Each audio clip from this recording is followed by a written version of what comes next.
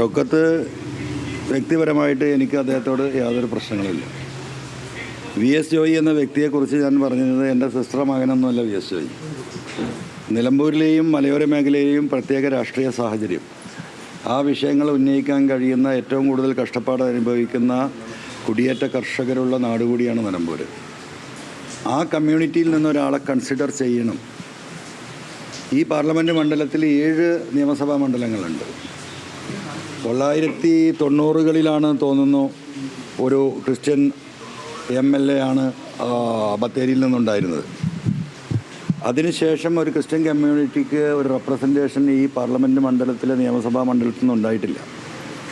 സ്വാഭാവികമായിട്ടും ഈ മലയോര മേഖലയിൽ ഉണ്ടായിരുന്ന കോൺഗ്രസിന് UDFനും ഉണ്ടായിരുന്ന അനുകൂലമായ ഒരു സാഹചര്യം ഒഴിവായി പോയിട്ടുണ്ട്. അവരെ കൺസിഡർ ചെയ്യാത്തതിൻ്റെ ഫലമായിട്ടാണ് അത് ഉണ്ടായിട്ടുള്ളത് എന്ന് വ്യക്തമായി അറിയുന്ന, പ്രത്യേകിച്ചും ഈ കർഷക കുടുംബങ്ങളുമായും കുടിയേറ്റ കമ്മ്യൂണിറ്റിയുമായും ക്രിസ്ത്യൻ കമ്മ്യൂണിറ്റിയുമായും നന്നായി ബന്ധമുള്ള ഒരു വ്യക്തി എന്ന നിലക്ക് അതിൻ്റെ വസ്തുത മനസ്സിലാക്കിയിട്ടാണ് ഞാൻ ഈ വിഷയം പറഞ്ഞിരുന്നത്. അപ്പോൾ സ്വാഭാവികമായിട്ടും ഇന്നത്തെ ഒരു പൊളിറ്റിക്കൽ സാഹചര്യത്തിൽ UDF അത് കൺസിഡർ ചെയ്യും എന്ന് തന്നെയായിരുന്നു ഞാൻ കണക്കാക്കിയിരുന്നത്. അത് കൺസിഡർ ചെയ്യപ്പെട്ടിട്ടില്ല.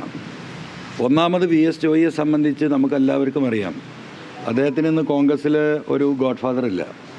അദ്ദേഹത്തെ ആ ഒരു പൊസിഷനിലെത്തിച്ചത് ഞാനൊക്കെ മനസ്സിലാക്കുന്ന രാഷ്ട്രീയത്തിൽ നിന്ന് ബഹുമാനപ്പെട്ട ഉമ്മൻചാണ്ടി സാറിൻ്റെ ആശീർവാദവും സഹായവും ഈ പറയുന്ന ജോയിയുടെ വ്യക്തിപരമായ കഴിവുമാണ് അദ്ദേഹത്തെ ആ പൊസിഷനിൽ എത്തിച്ചിട്ടുള്ളത്.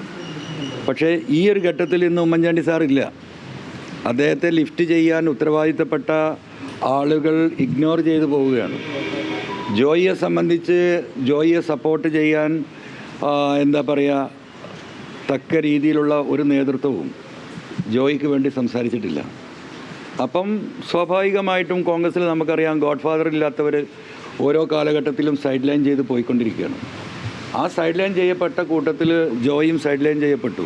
പക്ഷേ ജോയ് സൈഡ് ലൈൻ ചെയ്യപ്പെടുമ്പോൾ ജോയ് മാത്രമല്ല സൈഡ് ലൈൻ ചെയ്യപ്പെടുന്നത്, ഈ മലയോര കർഷകർ കൂടിയാണ്, ആ കമ്മ്യൂണിറ്റിയാണ്, അവിടുത്തെ സമൂഹമാണ്. കേരളത്തിൽ ഇന്ന് ഏറ്റവും വലിയ പ്രയാസം അനുഭവിക്കുന്ന ഒരു മലയോര മേഖലയിൽ ജീവിക്കുന്ന മനുഷ്യരാണ്. കേരളത്തിലെ 489 പഞ്ചായത്ത് ഫോറസ്റ്റിൻ്റെ അതിർത്തികൾ പങ്കിടുകയും ഫോറസ്റ്റിൻ്റെ അകത്തുള്ളതുമായിട്ടുള്ള പഞ്ചായത്തുകളാണ്. അതിസങ്കീർണമായ പ്രശ്നമാണ്.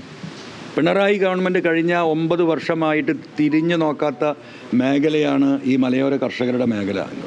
കാർഷിക പ്രശ്നങ്ങൾ വൃത്തികൾ കംപ്ലീറ്റ് നശിച്ചു പോയി.